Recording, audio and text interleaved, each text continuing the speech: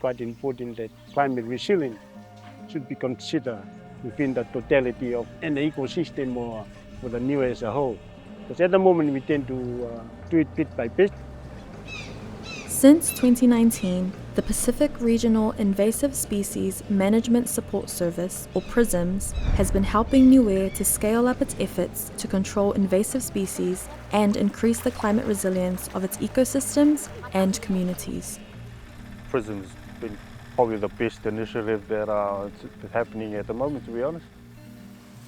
When I first started off with that invasive species project, there wasn't much support in terms of providing technical expertise to countries to do a lot of the invasive species work within our own islands. PRISMS has provided a lot of that expertise.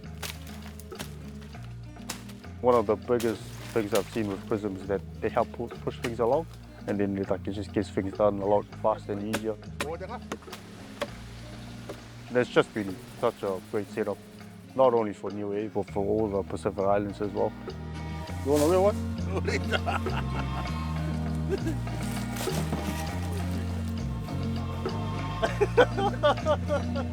PRISMS is now helping Niue to identify natural enemies such as lacebugs from Fiji and Vanuatu, where taro vine does not appear to be invasive.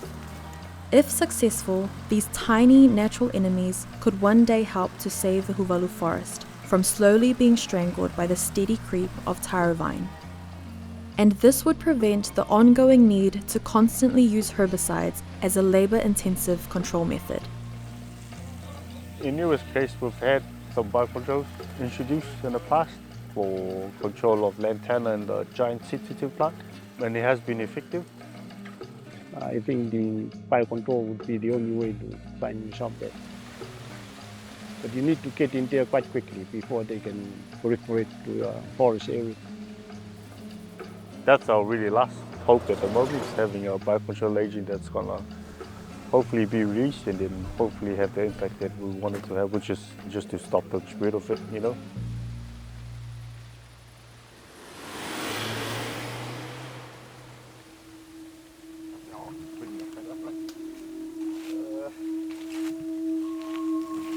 The other thing, no one coming to this place. I grew up in Liku village. When I was like 9, 10, that's the time my great uncle took me out to the bush hunting.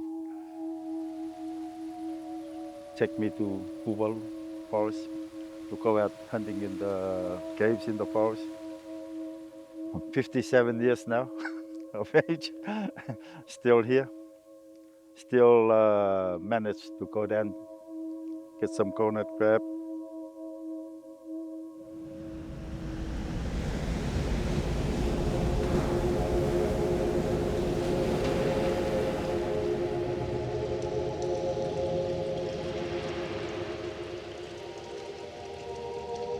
That was very important because it was a food source for Niue as a food security too for the young. Many people love it. They love the meat. They love everything within the coconut crab.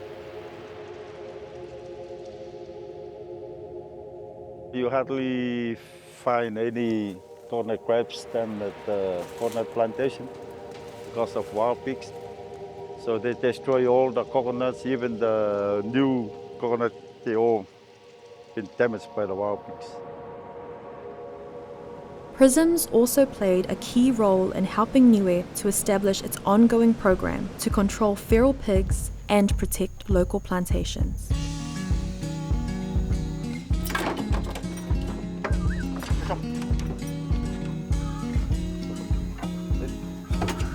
So before we actually started with the intensive hunting using the dogs, the population would have been just over 1,000. But then with the pig hunting and the work with the hunters group that we have here on the island, we've been able to bring down that number just to around less than 500. I always take the dogs out when I go up to the bush and stuff. There's a Niuean saying, you're not Niuean if you don't have a plantation, you know. So you gotta have a plantation to be a Niuean. We tend to our plantation for sustenance, for community work, for extended family offering. So we actually plant mainly taros, yams, bananas. Previously some pumas, tapioca, but those are bad food for attracting the wild pigs, so we don't continue to grow those crops.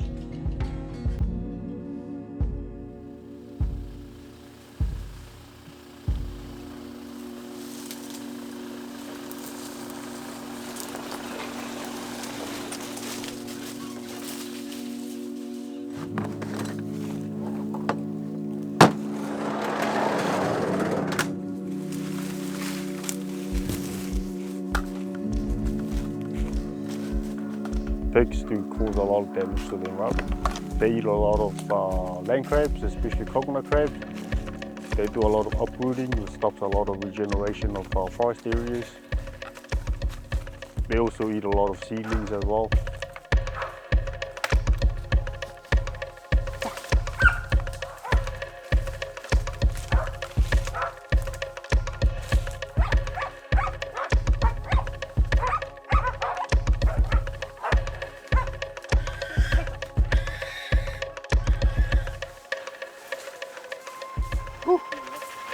Kind of look like one of its leaves got caught in the snail once.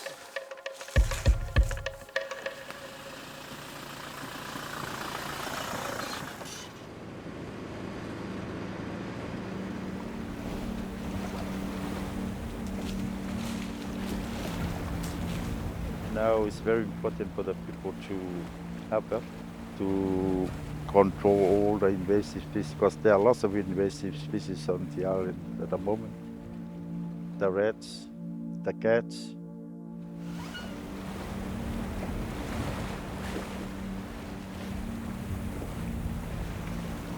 I've seen rat climb the coconut tree and even the spruce tree, you know. They can go right up to the top and they can find the nest. They are the worst one. They climb high on the trees and they get into the birds' eggs and they destroy them, or sometimes the baby bird on top. The Huvalu forest was once noisy and pulsing with the thrum of bird life. But today, the beating heart of the sacred Huvalu forest is almost silent.